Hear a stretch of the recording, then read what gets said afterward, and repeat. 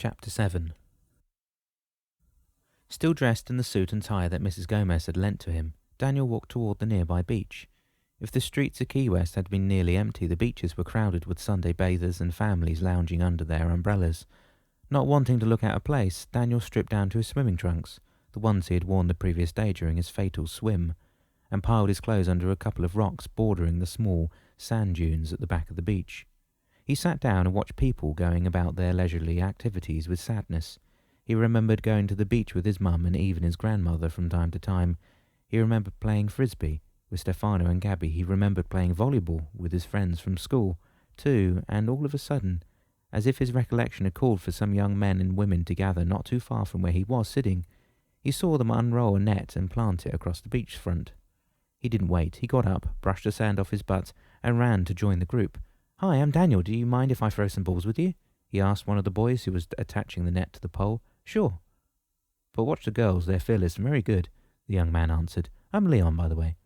As soon as the net was up and secured, Leon said as the group gathered around him, "This is Daniel. He'll be playing in our team, if you girls don't mind." "We don't mind," one of the girls said, giggling. "But you better watch yourself. Playing against us can be very treacherous." "Hi, Daniel. Welcome to the Key West Busters. I'm Jerome," another boy said, a broad smile across his face.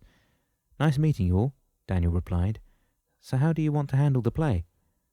"We'll explain once the ladies have returned to their side," Leon said, waving the girls to their side of the net.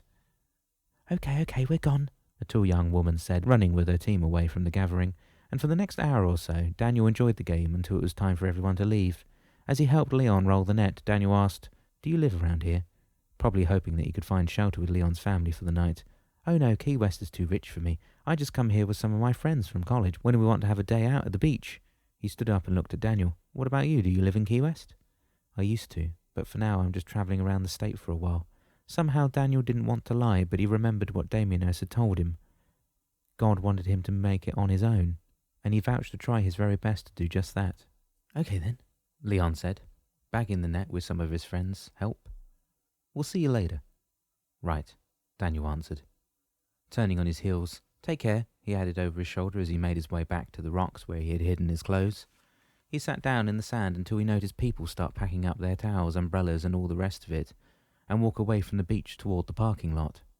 Once again, sadness invaded his mind. He wondered what he would do now.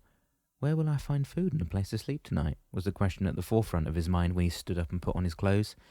He didn't find an answer until he felt his wallet in the back pocket of his pants. He pulled it out, and to his amazement, he found a $5 bill in it.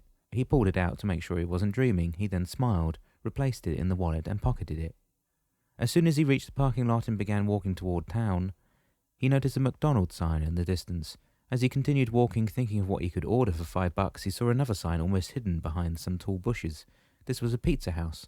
Daniel shook his head. $5 will only give me a slice and a pop, he thought. Better buy a hamburger for $2 and keep the rest. However, when he neared the pizza place, he came to a dead stop. In the front window there was a sign written in bright red letters, "Help wanted. Apply inside." Daniel didn't hesitate. He knew the pizza business from having observed his uncle Raphael working at his dad's stores in Pennsylvania. Although he was very young then, he remembered a few things that could help him get the job. As he opened the door, he was taken aback. The aroma from the fresh-baked pizzas was overwhelming. He was definitely hungry, yet he was not here to eat, but to get a job. "What will it be?" the burly fellow behind the counter asked. "Do you have an application for the job?" Daniel asked in reply. "Do you know anything about washing dishes?" Daniel smiled. "Yeah, I sure do. My dad had pizza shops in Penn, and I used to go and help," he lied. "Okay then, I'll get you started tonight, unless you've got something else to do," the man said. "Oh, no. Tonight's just fine. Where do I find the sink?" "Don't you want to know how you'll get paid first?" "Actually, I don't care. I mean, I do care to be paid, but I'm sure whatever you're prepared to pay me will be fair." "Well, I don't know about fair, but all I can afford right now is minimum wages plus tips when you get to wait on tables if it gets busy." Daniel looked around him. There were about 15 tables in total, scattered around the floor. "That's fine, sir." "Okay, son, call me Billy." "And you are?" "I'm Daniel Politano," he said, pulling his wallet out of his pocket. "Here's my social security card." He handed it to him. "And as soon as I get myself settled, I'll let you know my new address, okay?" Billy, a man on the obese side of the scale and with cheeks as red as the tomato sauce he would spread on the pizza dough, wrote down Daniel's SSN on a piece of paper and then asked him, "Do you drive?" That was a question Daniel didn't want to hear. He had a driver's license in his wallet, and his date of birth on the license would inevitably give rise to the unwanted scrutiny. Born in 1993, Daniel would only be 13 years old in 2006, and one didn't get a license until the age of 16. "Yes, sir, I do," Daniel answered, "but I don't have a car." Billy guffed. "Using Dad's car, are you?" "Well, yes, I guess that will be the next item on my list." "No matter, Daniel, I don't think I'll ask you to deliver any pizzas for some time. We're mostly eat in and pick up around here." Daniel then rounded the counter and pushed a door at the side of the pizza oven. "Come on, I'll show you where the sink is," he said, chuckling and holding the door open for Daniel. As soon as he saw the pile of dishes beside the old sink, Daniel took in a breath. The kitchen was despicable. Everywhere he looked, there would be something to clean. "I got my job cut out for me," he thought. Yet it was a job, and it would pay him for food. As for lodging, he still didn't know where he would sleep that night. Later in the afternoon, Damianos joined the family on the upper deck. Gabby looked definitely bored. Flipping through pages of a recent magazine, she found it a bit amusing, though, to see what women wore in 1988, and what the latest craze in the fashion industry was at the time. The family had gone to the mall to pick up a few things to occupy their time, but apart from that, there was nothing much for them to do. Stefano was deep in reading another book he had found in one of the kitchen cupboards, and Malou was trying her hand at drawing some pictures of the scenery around the marina on a pad that she had bought at the arts and crafts store. "How would you like to set sail to Boca Raton before sunset?" Damianos asked. Stefano slammed his book shut. "Does that mean Dad has left Key West?" "Yes, son, he's working in Boca Raton right now, and although it's not time yet to meet with him and Gustavo—" "Oh, Gustavo is still with him?" Malou asked. "Yes, Malou, and I think he'll be staying with Dan for the duration." "Well, it's about time that we move out of here," Gabby agreed, gathering her magazines and getting up from the lounge chair. "All right then, let's fold everything up and into the storage compartment," Malou said, closing her drawing pad and packing her charcoals and pencils in their little satchel. Stefano stretched as he got up from his lounge chair. "I surely could get used to this," he remarked. "It's like being on an extended holiday." Damianos chuckled. "Well, son, enjoy it while it lasts." "What do you mean by that?" Gabby questioned while folding her chair and helping her mother do the same. "You'll find out soon enough, Gabby. You see, it all depends on your dad. It depends on what he decides to do and how you will be involved. For now, and before your birth, Stefano, it will seem like an extended holiday, yes. However, after that, you'll experience, or shall I say, view your past with new eyes." "You mean it will be like watching a movie of our lives?" "Pretty much, yes, Gabby." "That sounds good. Well, perhaps you won't find it so great when you have to go through some of your later experiences," Malou said, turning her gaze to Damianos. "Especially after we find Daniel, isn't that so?" "We'll have to see what happens, but I can assure you of one thing, although we don't know exactly where Daniel is." "But didn't you say that you saw him?" Gabby interposed. "Oh yes, but I was sent to the place not knowing where it was or ignorant of the day to which Daniel had landed." "Did he look okay, though?" Malou asked. "Oh yes, he was praying, actually." "You mean like praying on bended knees?"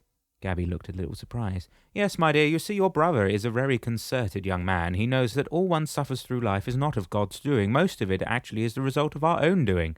We might blame God for the latest storm or the water flooding our house, but who chose to live in the path of hurricanes? God didn't make the choice, we did. Similarly, God didn't send Daniel travelling to his past, he did that on his own. And if he shows repentance for his misdeed, God will help him retrace his steps to his rightful place in the future." "And he has to live and do all things on his own, right?" Stefano asked. "Yes, son, it was his decision to leave the cruiser, and now his decision was to return to his future." "Is he searching for his dad, though?" Malou's eyes didn't leave Damianos' face. "Yes, Malou, however, as we have concluded, he is already in the future, somewhere between 2005 and 2008, so he will have to wait in that time frame for his dad to join him." When Dan, Chippewa, and Gustavo reached the apartment Dan had rented, Gustavo looked around the place. It was certainly bigger than the apartment he had in Key West. Dan led the way to his bedroom where he showed them his desk, what he was working on. Some complex machinery designs appeared on the screen. "I bet all that keeps you occupied," Gustavo said, pointing to the computer monitor. "But when do you have time to do all this? I mean, you're working 2 jobs, and you must have hardly any time to eat before catching some sleep." Dan smiled. "Ah yes, but you see, that's where the delegating of power comes in." Gustavo looked nonplussed. "What does that mean?"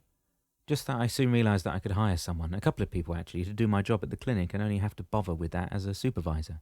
"But who paid these 2 other guys? Did you pay them?" Dan nodded. "Yes, I wanted to keep my janitor's job, but I didn't want to do the work anymore, so I devised a way to employ a couple of guys to do the work, and I would pay them minimum wages until I had enough money saved to open my own janitorial company."